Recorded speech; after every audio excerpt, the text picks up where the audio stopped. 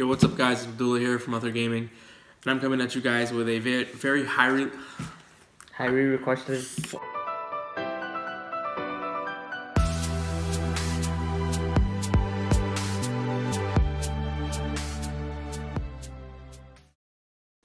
What's up guys, it's Abdullah here from Ather Gaming, and I'm coming at you guys with a very highly requested video. This is our investment video, and this video is going to be very different from a market watch, which I know you guys are used to seeing. Market watches, I don't think they're all like that useful. Like most of the time when you're looking at cards that have, already skyrocketed or already have been bought out, you've missed the window to really get in. So the point here is I'm trying to show you guys how to get in on that window. Ignore what just happened. So yeah, that'll be the point of this video. Now, before I get into the video, I want to give a huge shout out to the patrons, especially our newest patron. Shout out to Luis Medina. Gang. Thank you so much, Luis. And you know what, guys? Check out our Discord. We started a Discord up, so you guys can check that out and message us. Actually, I think we're in the Discord chat right now. So if you guys want to join that, the link will all be in the description, guys. Again, if you guys like the video and you mess with our content, make sure you give us a thumbs up, and we'll get right into it. Now, this video is going to be a little bit different from what we normally do, because I don't have a deck profile here to show you and say, hey, this is busted, this combo's nuts. Instead, it's just going to be me talking. And I love to talk, and I'm going to ramble, so we might have this video in 2 minutes, or in 2 parts. I'm already doing it. Anyways, the video is going to be broken up in a few parts. The first part we're going to be talking about is identifying cards to buy and to invest in. Now, this is very different from Market Watch, where like it says, oh, Winged Dragon of Ra Sphere Mode is creeping up by X amount. We should really go buy some Sphere Modes. No. This is how you identify those cards in the first place, and then how you identify at what price point you should list them at. So let's get into some cards that are super easy to get into, and what you should be buying. Now, for the most part, you should be picking up cards that are either lacking reprints or lack high rarity printings, or they're cards that are super meta relevant in one way or another, and they're like always going to be meta relevant. Cards, for example, are hand traps. Hand traps are super stable investments because hand traps are always going to be powerful. Now, the relevance of certain hand traps, it changes. Remember during Spiral format, like Valor wasn't that great during this Spiral format. Like Ulti Valors were down to like 25, 30. Like you could pick up a set of Ulti Valors first ed for 120. If you look at Valor now, Ulti first ed, I'm pretty sure it's 120 Canadian. So about, what is it? I think 95 USD for one Ultimate Rare Valor. Now, if you got in on Spiral format, you would have had your place already. So the way it really works is that hand traps are always going to come in and out of the metagame. So you want to ensure that you have the highest rarity printing of a hand trap. Now now the second thing I want to get into is about what is high rarity. High rarity doesn't necessarily mean, supers below or supers below ultra, ultra below secret, right? Because there's some super rares which are worth a lot more than some secret rares are. Like if you look at old champion pack or astral pack supers, like some of them are worth quite a bit. If you look at the Wiver Busters and the Collapse Serpents, they're worth a lot. They're worth a ton. Now, if you got in and you bought the Wiver Busters when Guard Dragons came out, you would have been cheesing right now, right? Like it was like $1 for the super, the Collapse Serpent, $1 for the Wiver Buster, and now they're like 15, 20 each. So what you really want to be looking at is these OTS printings, Astral Pack printings, Turbo Pack, Tournament Pack, basically packs you could only get from a tournament, because they have a limited print run, and it's not something that you just reprint because they have X amount of sets they got to put out, right? So it's not, and a lot of these cards are printed with, special rarities in those OTS. Like Droll might get a common printing, but I doubt Droll's going to get another ultimate rare printing or even a super rare printing. Not just that, due to the nature of these tournament packs, a lot of those cards are worth a lot more. Like I'm pretty sure the super Droll is sitting at more than the ultra Droll. So my point being, when you guys see an ultimate rare come out, right? Or you guys see like these hand traps that are coming in and out of the format, in and out of the metagame, pick them up. Drone Lockbird was $5 for a rare before Trick Stars were announced. And the card shot up to 25, and now it's gone up even higher, up to 40. And we've got more printings. It was a $5 rare, and there was 2 printings. There's a rare and there's a super. We have more printings because even more people are realizing how powerful it is. So hand traps like Ghost Ogre, Ash Blossom, things like that.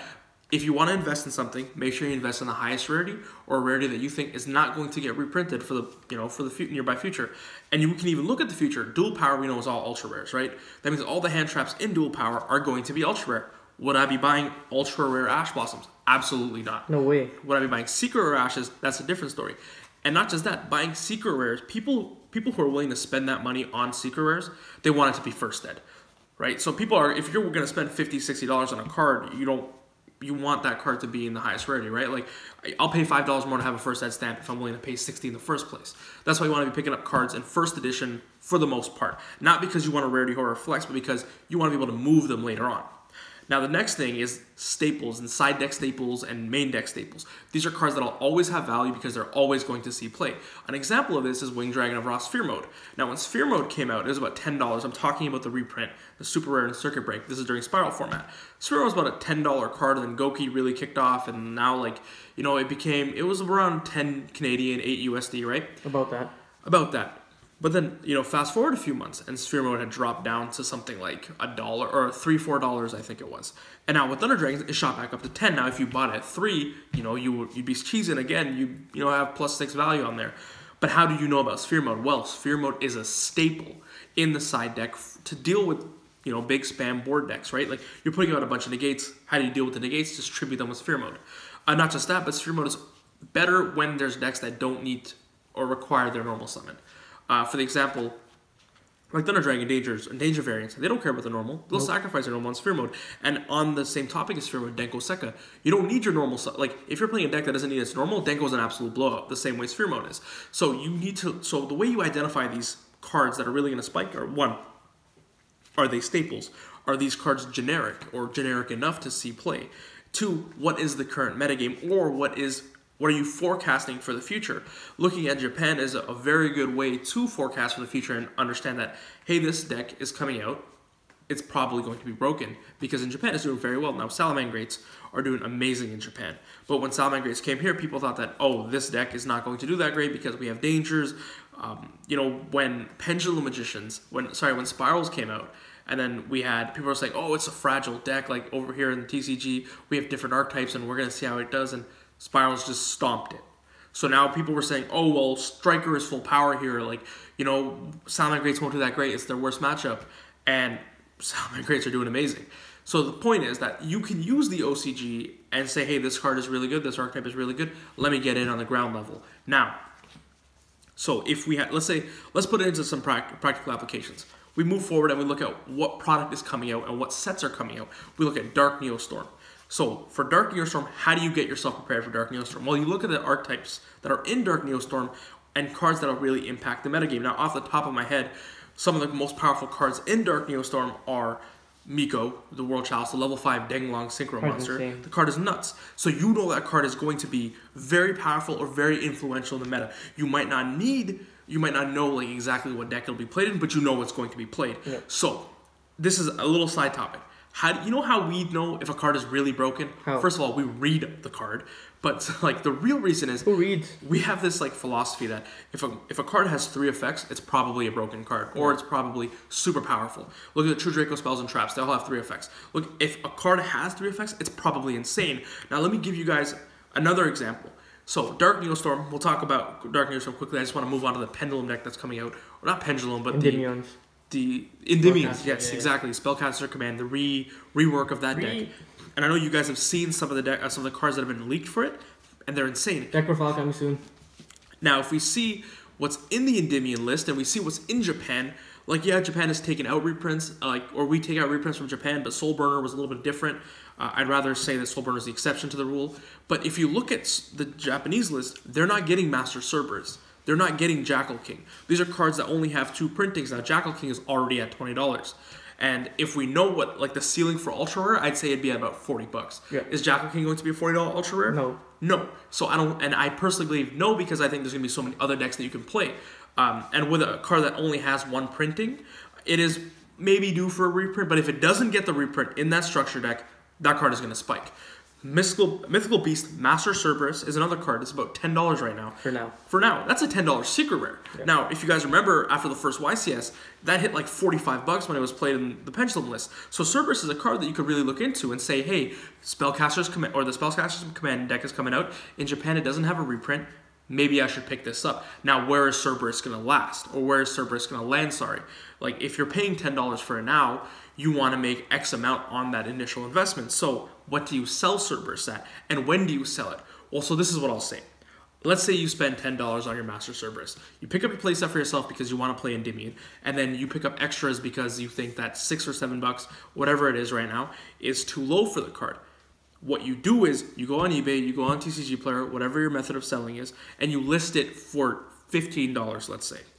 when before Isolde and Dark Warrior really took off, before we really got all the Nightmare monsters, Isolde was sitting at about $8 to $9 for an ultra rare. So what did we do? We went around and we said, at our locals and stuff, we're like, yeah, we'll trade for Isolde, we'll pick up Isolde, $8, $9, that's super cheap. Then what we did was we took our Isoldes for ourselves, so we had about 4 each, or 2 each, because we believe that you're not going to play 3 Isoldes, you play 2 if that, in Goki. And then we took the rest of the Isoldes, put them on eBay, put it at 30. Now that's nuts when you think about it, right? You took a card that was $10 and you're forecasting it at 30. The reason why you have to forecast a little aggressively is that when the buyout happens, you make your money when your stuff gets bought out. You don't make your money when it's, oh, this card is $30. I have hidden value. That's a lot more difficult. But if your listing is sold at 25 because you think it'll settle at 30, people are going to buy out your 25s and you're going to make easy money on that. Now, the next thing that I want to talk about was with these Mythical Beast cards. Let's talk about a card for the future that you could pick up, right? And now you guys might think I'm crazy. I don't think I'm crazy. I think it's spicy. And it's Gate Blocker. Oh my god. Gate Blocker is a level 4 monster. It's a dark attribute. It's got 100 attack. Put the picture on. We'll put a picture here somewhere. 2,000 defense. Now, Gate Blocker has 3 different effects, which is why I think Gate Blocker is very strong. The first effect of Gate Blocker is that field spells, your opponent's field spells effects are negated. The second effect of Gate Blocker is your opponent can't place counters on cards they control. The third effect is your opponent can't target your monsters except for Gate Blocker. Come on. Your opponent not being able to target your monsters with card effects or whatever would be insane. The fact is, Gate Blocker has 3 different effects. That card is probably going to see play. And listen, I've picked up my sets of Gate Blockers, which is a 9 because there's 3 of us who play. But that is a card that I would look to that nobody else is looking at. Now, if Gate Blocker sees play, that's on me. And you know what? At this point, the cards are so cheap that you can pick them up. I think they have 1 printing, and it's a secret rare printing. Only one. In a Dragons of Legends set. Yeah, Dragons of Legends. So that's a card that I would definitely look at. Now, if you look at the Mythical Beast cards, okay, let's apply what we just said about hand traps being good investments. Mythical Beast Garuda is a hand trap. Wow. The scale effect pops a spell or trap, but it has an actual hand effect that involves removing counters and summoning it and returning a card and bouncing a card. That is insane. That's a hand trap. It's an ultra rare from a set that is out of print. That's another thing. If the set's out of print, increases the value. So Mythical Beast Garuda is the next card that will see a buyout. Pick up your Garudas. Make sure you have them. Make sure you have your Gate Blockers, because right now the card's 25 cents. For now. Remember when Aqua Dolphin was 15 cents and it jumped up to $3 when the guy burned for 500 in time? Yep. Don't miss the boat on Gate Blocker. Don't miss the 500 life points. Yeah, you don't want to lose. You don't want to be that guy who lost 500 life points. Now, so we'll talk more about scarcity. If a card is printed in a tournament pack or an astral pack, it's going to be very hard to grab or get a hold of than if a card has been printed, in main sets and all that. So, but if a card is printed in a structure deck, and that's the reprint, that does not mean the card will be cheap. Look at every single copy of Effect Veiler right now, even the commons. Look at Ash Blossom, which I do believe it'll settle, but just, those cards are always worth something because they're hand traps, they're relevant. Another card that you should really be looking out for in the future is Dino Wrestler Pankratops. If this card, Called by the Grave is $5, right? For the common rare, or common right now. And the super's $10. Why can't Pankratops be a $5 common if Called by the Grave is? That's something just to think about. Soul Fusion is still in circulation, but it won't be forever. So Pankratops is a card that I would definitely pick up, especially for the Nat season. Now, the next question that I get a lot is, when do I sell my cards? Some people say, hey, I love this card, but I still want to play this deck. When do I get rid of it? Listen, if that's a deck you're playing, then you can answer that question better than I can. Follow your heart. If you want to hold on to a deck, sure. You want to go down with the ship, go down with the ship. But the best time to sell the card is really for your local game, your regional metagame, your YCS. If you're traveling to a YCS, you should probably hold on to that card or try to sell it at the venue. But if you don't have a YCS coming up for you, and you don't have a regional metagame, or you don't have a regional coming up, and you don't need your invite kind of thing, and it's a card that you're worried is going to get banned or reprinted, or it's going to tank, sell that card. I don't care if you have X amount of locals, this is assuming you want to make money, right? Yeah. I don't care if you have X amount of locals, if you're not going to be using that card to its maximum ability, you should get rid of it. And let's say it's a card in a rarity that you love, right? I love Ultra Gammas. Love it. Ultra Gamma was $50 at one point. We picked them up for pennies. $50. We sold our Ultra Gammas. Card got reprinted in Soul Fusion. We bought back our Ultra Gammas for $10. That's a $30 plus on that, right? Now, you could always buy back that card in a certain rarity. But now the question is, when do reprints come? Well, we know that, you know, around Nat season is we get a reprint set. We got Battles of Legend, 1 and 2, whatever they're called, Relentless Revenge and Light's Revenge, and those were major reprint sets. Now, if you look at cards that are, let's say, Subterrace, for example, Hidden City, I would not buy Hidden Cities. No way. That card has one printing, it's a TCG exclusive, I'm pretty sure, has never been printed before, like, past that point.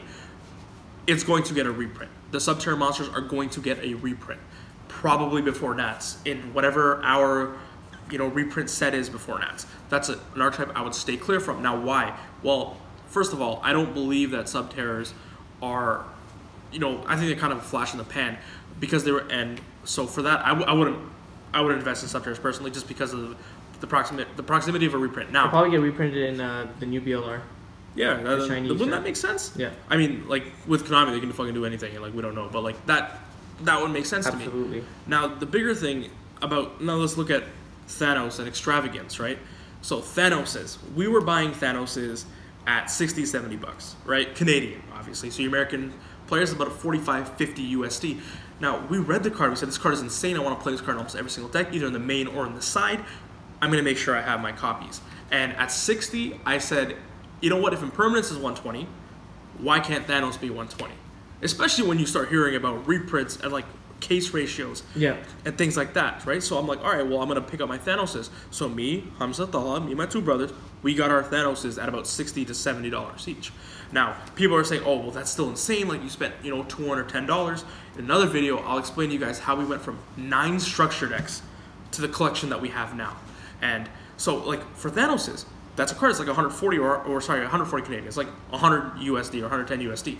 Now that's a card that, like, at 60, it's insane. Why can't it be Impermanence? I don't know. So I just bought them, and now it's at 110. Extravagance is another card that I would stay away from. That's a card that is not that relevant in our current metagame. It's only played in a few decks that are, like, kind of stun oriented. Whereas Thanos, you can kind of slap Thanos into every single deck. You could slap Thanos in a Sky Striker and say, hey, I play for the mirror match. Don't do that. But you can play Thanos in more decks than you can play Extravagance. And they're both about equally, you know, cut on their print run. Why would I pick up Extravagances? It's about 78 Canadian right now. I'm going to leave and hold my Extravagances, or hold off on buying Extravagances when they hit about 50, 60 Canadian. That's when I'm going to buy the card, because I'm going to want to play it for X amount of decks. I don't think it's a card that you can make. That is not a good investment. You will never make your money back on your Extravagance unless you sell it almost immediately after. Like, there's no way you're going to pay retail on Extravagance, 70 or 80 Canadian, and try to make money on that Extravagance. I don't believe that. And that's because doesn't see wide range play. The game is not like Duality. Duality was a card that was, you know, niche, but the game was different back then. That's why Duality hit insane amounts of money. Yeah. Now, the biggest thing about when to sell a deck or cards are, you have to look at the format, right? If it's the end of the format, people are always going to try to offload their stuff. So your cards are going to be worth a lot less. So you gotta pay attention. When's our ban list? It's April 1st, right? Like, no sooner than April. No sooner than April 1st. That means that by mid-March, so in a week, offload your stuff that you're afraid of getting hit. Cards like danger cards, if you're scared about danger cards getting hit, things like that. Now, do I personally believe the dangers are going to get hit?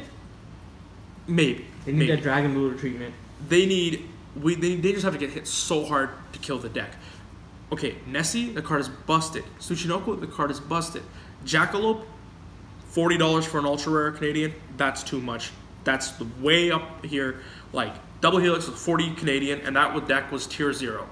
Jackalope is not a tier 0 by any means. I would not spend 40 on that card. So the biggest thing is, guys, you need to have something like a bar to compare something to, you know?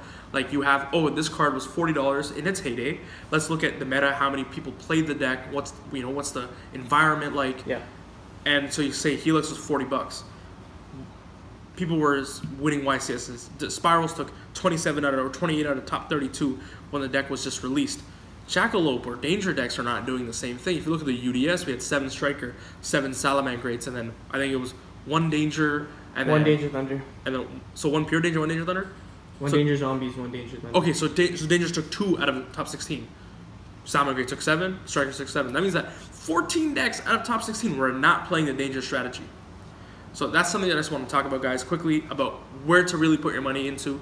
This is a discussion video. I don't know how long it is, guys. I like talking a lot. We're going to have more of these videos coming up, but you guys have to let us know that you guys want to see this, guys. Again, shout out to the Patreons, guys. Check out our Discord. Thank you so much for the subscriptions. Guys, we got so many subscribers. I don't even know where these came from. Have a great day, guys. I'll see you guys later.